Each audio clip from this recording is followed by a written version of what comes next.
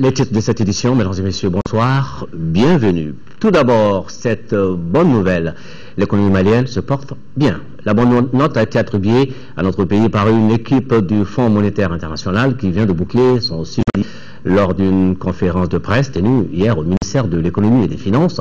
La délégation a fait son appréciation sur la situation économique du pays. Elle a également formulé des recommandations pour améliorer à temps déjà une enveloppe de 25 milliards de francs CFA est annoncée à l'UNO. Après 12 jours de mission au Mali, la délégation monétaire internationale dresse un constat des plus optimistes sur la situation économique de nos pays. Le pays s'est rétracté de 0,4%, ceci est une croissance de 1% en 2013, connaît un embelli 14 exodus.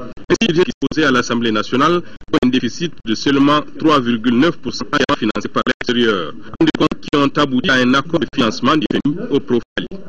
Un accord complet pour un programme de 3 ans qui sera présenté à 25 milliards de francs CFA du Fonds monétaire international.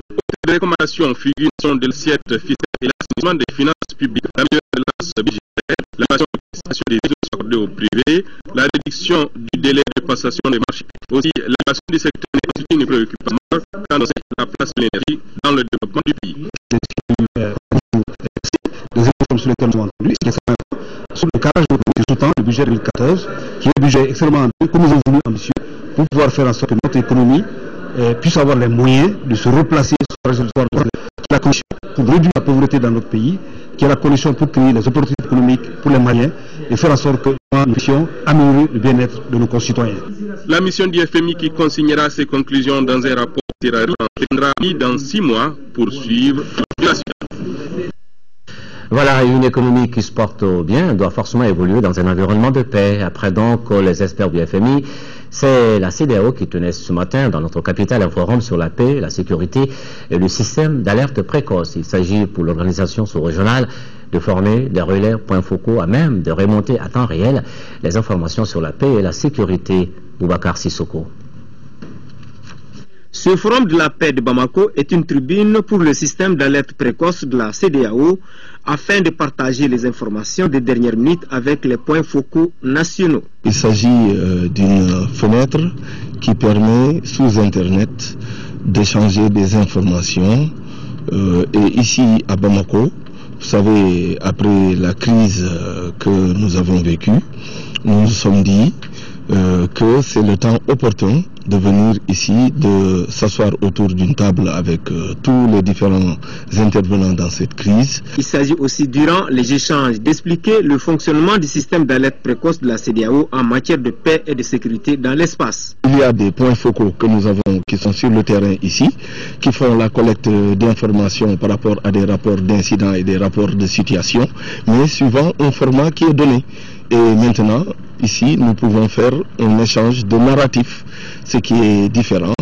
Chacun peut intervenir dans son cadre et peut donner son point de vue, ce qui permet à la Commission d'avoir des points de vue de la société civile, des points de vue des acteurs politiques, des points de vue des acteurs privés, des points de vue de l'État. Par ailleurs, le système d'alerte précoce doit permettre à la CEDEAO d'obtenir des informations régulières sur la situation de la paix et de la sécurité dans les 15 États membres en temps réel. Ceci favorisera l'élaboration de meilleures politiques pour faciliter les réponses appropriées et rapides face aux crises qui émergent. Après Bamako, c'est Bissau qui accueille le forum de la paix de la CEDEAO. La jeunesse malienne également dans cette mouvance, elle tenait cette semaine ici à Bamako la 4e session du Forum national et à l'ordre du jour, 2 mots, paix et réconciliation. À l'issue des travaux, un nouveau bureau a été élu à la tête du réseau national de la jeunesse du Mali. Un reportage de Abdul Karim Kaba. C'est un nouveau bureau de 12 membres qui est désormais à la tête du réseau national des jeunes du Mali. Presque toutes les régions ont pris part à ces forums dont le thème porte sur l'implication des jeunes dans la consolidation de la paix et le développement. Aussi, il a été question de lutte contre le VIH-Sida. C'est un mandat qui sera consacré exclusivement à la sortie de crise au Mali. Surtout qu'aujourd'hui notre pays traverse une crise profonde. La reconstruction du pays, la reconstruction du Nord, la reconstruction nationale. Parents et amis et emploi.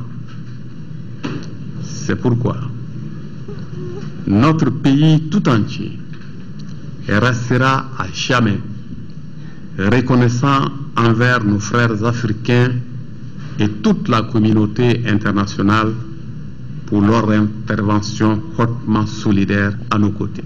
Entre autres sujets traités au cours de ce forum, impact des conflits du Nord dans les zones millénaires, jeunesse et résilience. Le forum a été aussi occasion pour les jeunes de remettre des motions de paix et réconciliation aux représentants du ministre de la Jeunesse et des Sports. La promotion GTA Elou, qui veut dire éléphant en tamashek, a été mise à la disposition du théâtre des opérations Maliba. Ces éléments des forces armées qui ont reçu leur formation à l'EMIA de Koulikoro après ceux du Waraba vont prêter main forte à Maliba. La mission, elle, ne change pas. Il s'agit toujours de sécuriser tout le territoire, les personnes et leurs biens. Correspondance d'Aouda Zoumana Traoré. Les éléments du GTA Elou viennent renforcer les capacités techniques et tactiques du poste de commandement du théâtre des opérations Maliba. Après la sortie du GTA Waraba, déploie lui aussi sur le terrain, les éléphants en tamashek s'emploieront à la sécurisation des personnes et de leurs biens. La menace terroriste étant grande, la tâche ne sera donc pas facile. Nous voulons reconfirmer notre engagement par rapport à la défense de ce territoire qui est le nôtre. Que l'on soit fier d'être malien, d'être là actuellement pour cette cause de cet État. Aujourd'hui, il s'agit pour chacun de nous de se mettre au service de ce Mali. Ce pays a besoin de nous. Nous sommes tous des engagés volontaires.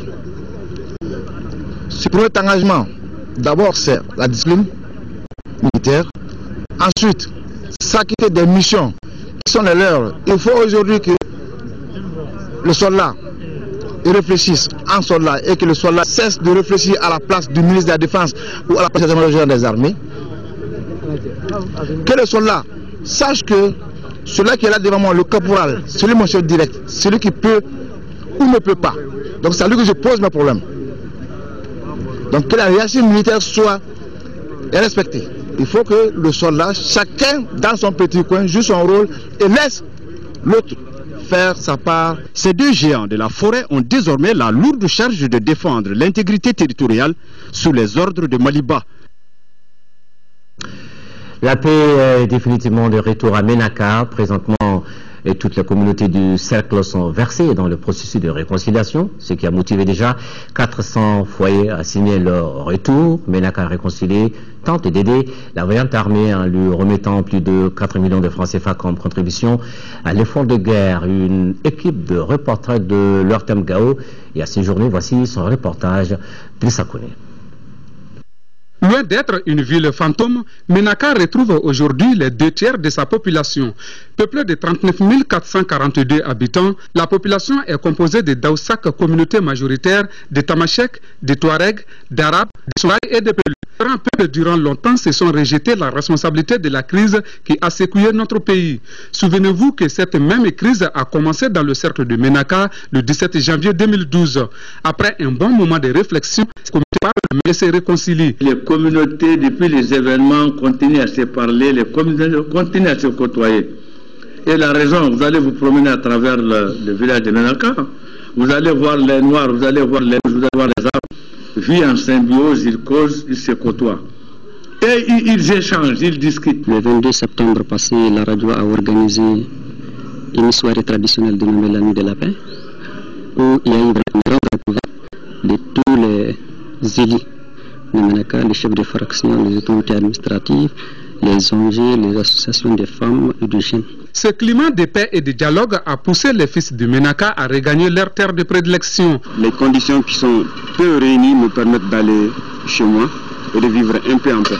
Depuis l'attaque, je n'ai pas été à Ménaka, donc je veux vraiment aller fêter la paix, parce que la paix est revenue chez nous, enfin. Aujourd'hui, la carte ménage de retour pour une population de 2335 âmes. Le retour et la reprise des activités des services publics et privés et des collectivités ainsi que la présence des forces armées maliennes et la mission d'intervalle est de nature à garantir le retour à une vie normale. Que l'aide des partenaires au développement tels que MDM que nous arrivons à travailler parce qu'à leur niveau au moins il y a la connexion, il y a le courant. La représentation est là, depuis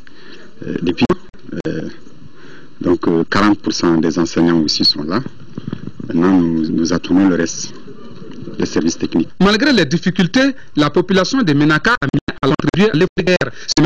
La somme d'1 million de francs CFA a été remise aux forces armées maliennes. La totalité des nations nationales est estimée à 4 154 600 francs CFA. En 5e région, le chef de une visite aux structures de la nature, le site du bataillon togolais et celui de la composante civile de l'aménagement. Occasion pour le gouverneur d'échanger avec le chef du bureau de l'aménagement et d'autres responsables. Nous écoutons le gouverneur Ibrahima Ama et il est au micro de Moustapha Doumbia. Les autorités administratives, civiles et militaires ont pris l'initiative de rendre visite aux structures civiles et militaires de l'aménagement en poste dans notre région pour leur apporter un message. Mais avant, il s'agit de constater leurs conditions d'installation et de travail. Ensuite, leur apporter le message d'hospitalité et de sécurité de l'ensemble des populations de Mopti et de l'ensemble des cadres. Et la population, je sais aussi que la population vraiment voudrait de recommencer avec des programmes le plus vite que possible. La sécurité alimentaire, c'est vraiment très important. Donc ça c'était un des débuts de cette visite. Rencontre intercommunautaire à Diabali, l'ONG Amapros, association malienne pour la promotion du Sahel et l'ONG suédoise Diaba ont initié ce cadre pour parler de paix et de réconciliation entre les communautés de la localité. À l'issue de la journée, plusieurs propositions ont été formulées pour maintenir la cohésion sociale et la dynamique du développement. Candice Silla. Espace de concertation et de dialogue. Il s'agit, à travers cette rencontre initiée par l'AMAPROS, l'Association malienne pour la promotion du Sahel et l'ONG suédoise Diakonia, de favoriser la paix et la cohésion entre les communautés de Djabali après les 2 épreuves que cette commune vient de traverser. Et cela a eu pour conséquence la méfiance des uns des autres, le déchirement du tissu social, l'exclusion, je veux dire, et le rejet de certains. C'est ce qui a valu l'organisation de ce forum sur les violences et la construction de la paix. À travers des exposés sur les thèmes paix et réconciliation et les motivations profondes de cette initiative, des questions-réponses et des débats auront permis aux chefs de village et fractions de Djabali, les associations et organisations de la localité et autres victimes des conflits de dégager quelques pistes pouvant favoriser le retour de la paix, la cohésion sociale et le développement. Parmi ces pistes, nous pouvons citer la redéfinition du rôle de la commune comme entité fédératrice en tant qu'institution de base de la société malienne, la redynamisation ou la mise en place des comités de dialogue intercommunautaire et la promotion des projets intégrateurs. Le message que nous tenons surtout est que les gens comprennent que dans la vie le tout peut arriver. Donc il s'agit vraiment de pardonner vraiment ce qui s'est passé et de continuer à vivre ensemble. La cérémonie a pris fin par la remise de matériel didactique et de kits scolaires à 150 enfants de la commune de Djabali.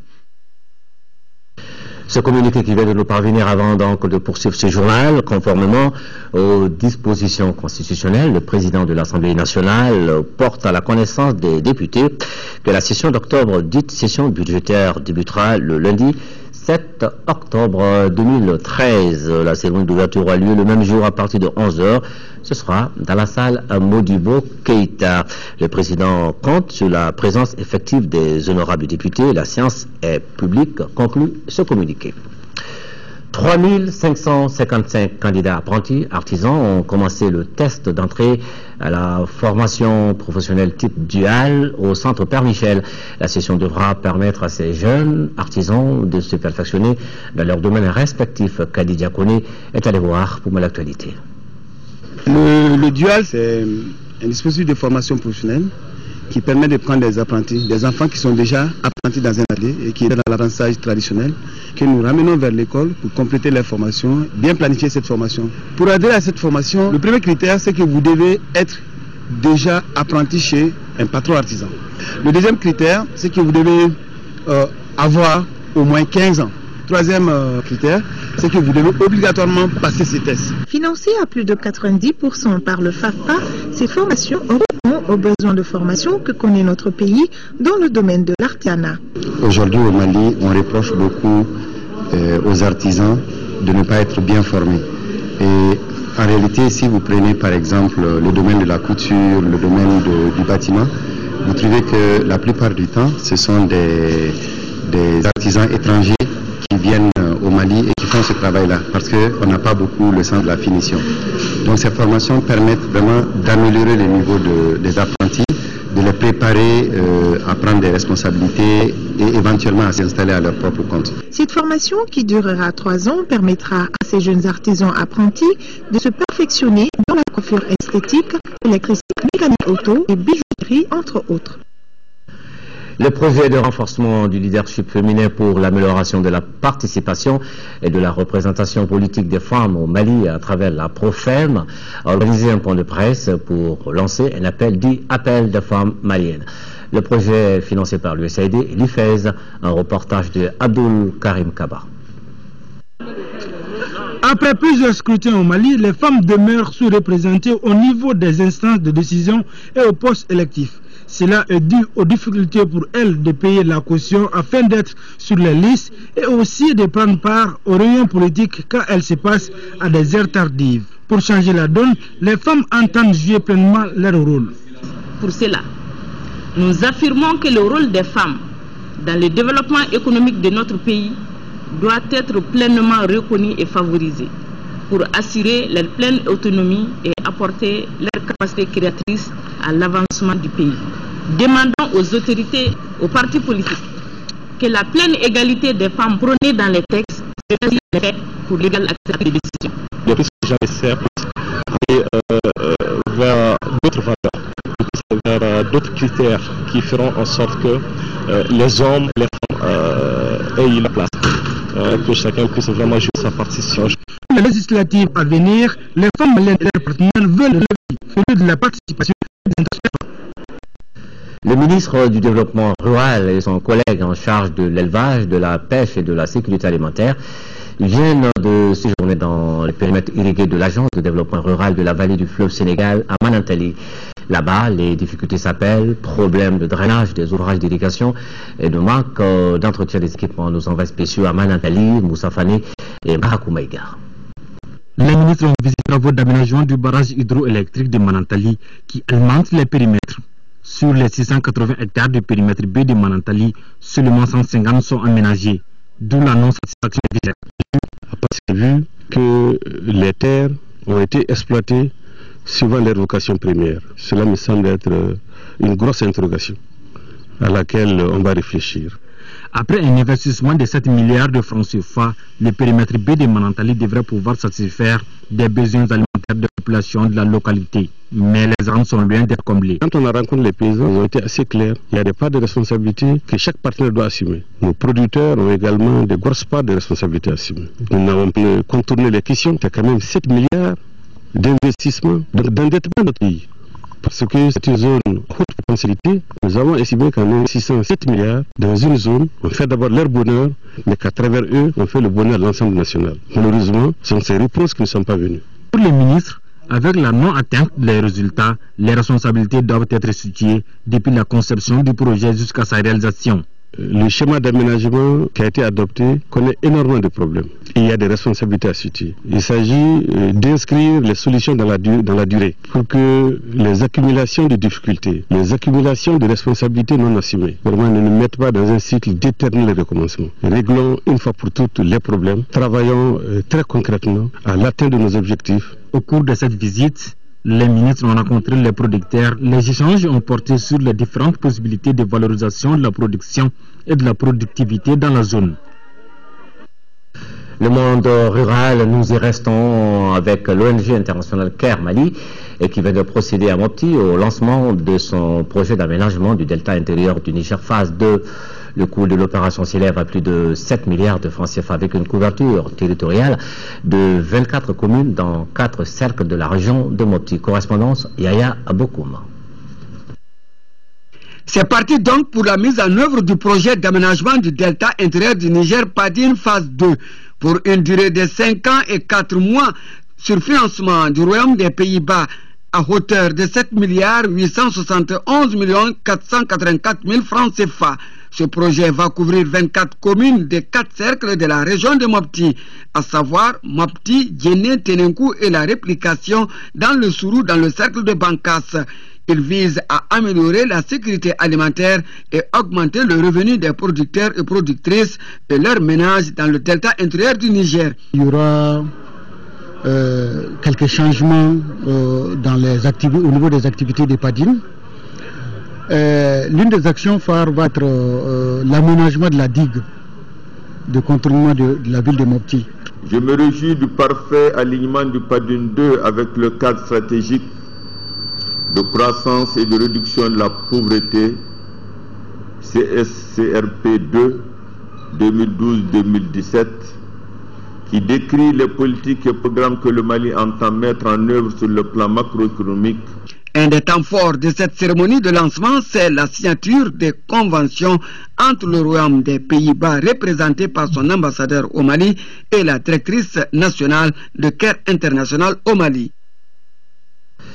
Et puis, plus de 14 millions de francs CFA ont été mobilisés pour le projet d'appui à la réhabilitation et à l'exploitation des périmètres rizicoles et maraîchers de Tintinomé. Là, nous sommes au village de Tacharan, cercle de Gao. Ce projet initié par l'ONG pour le développement durable des ressources naturelles au Sahel a bénéficié d'un financement du Fonds européen. Il s'inscrit dans le cadre du programme d'appui aux organisations de la société civile PAOSC 2. Boubacar Babé-Touré. Appuyer la réhabilitation et l'exploitation de 3 hectares de périmètre rizicole et un périmètre maraîcher au profit des déplacés de retour à Tidjinomé dans le village de Tacharam sont les objectifs de ce projet. L'initiative est de l'ONG DDRNAS, Développement durable des ressources naturelles au Sahel. Elle va favoriser une population durement frappée par la crise qu'a connue notre pays. Nous sommes très contents de ce projet parce que d'habitude, on ne dépasse pas 8 sacs, 3 sacs, 4 sacs. Son coût est de 14 279 685 francs CFA et durera 12 mois. Les bénéficiaires directs sont estimés à 250 personnes et les bénéficiaires indirects sont estimés à 12 000 personnes environ, soit la population totale du village de Tacharan.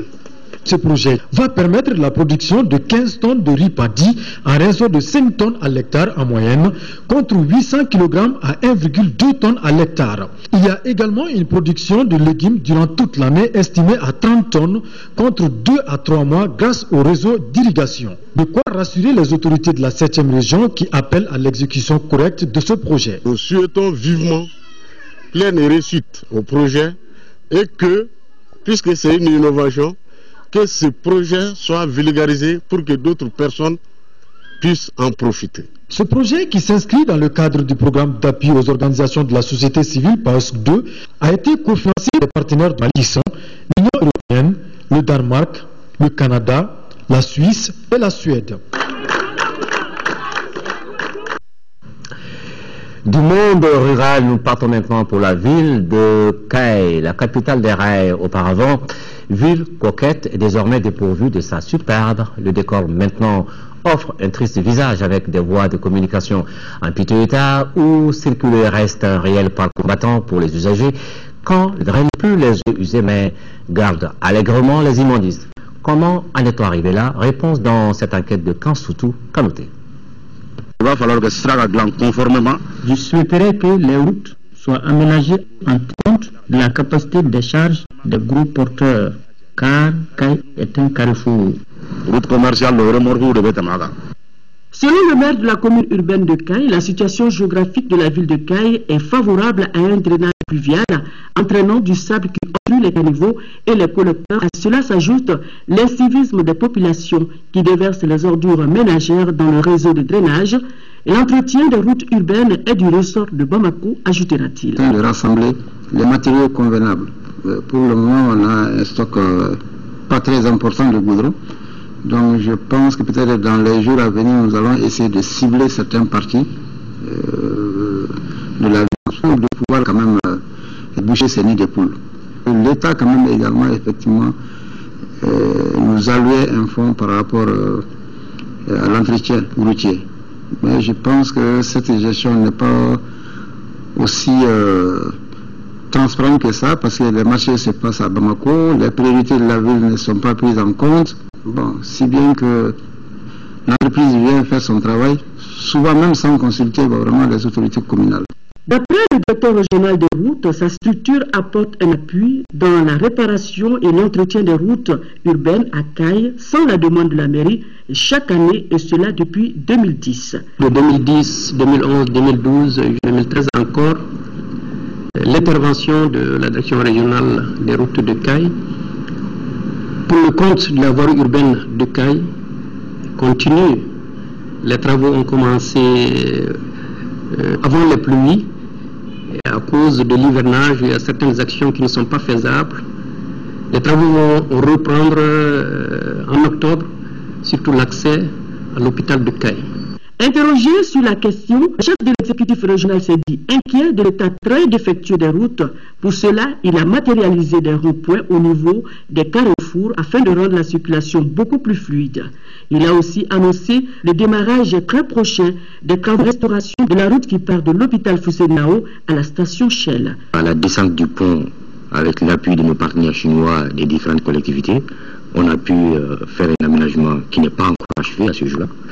Et il y a un certain nombre de carrefours à l'intérieur de la ville. Nous avons positionné d'abord dans un premier temps des pneumatiques pour marquer le carrefour. L'idéal, c'est qu'au fil du temps, on puisse remplacer progressivement les pneumatiques par des petits monuments qu'on va ériger. Et le tout dans un souci de rendre le Caille coquette et belle. En tout cas, la population de Caille souhaite ardemment que toutes les routes en mauvais état soient rapidement pour leur grand bonheur.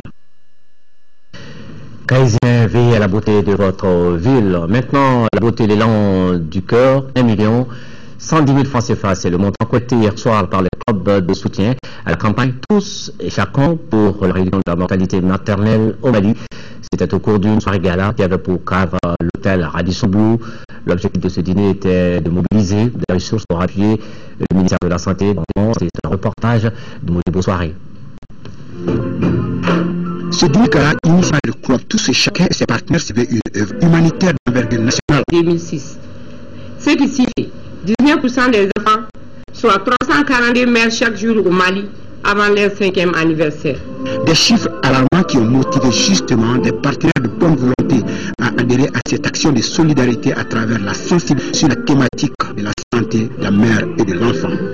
Ce soir, c'est une occasion pour nous de donner ce qu'on a pour aider les mères et les enfants ici au Mali. On a les gens parmi nous qui peuvent donner et qui vont donner.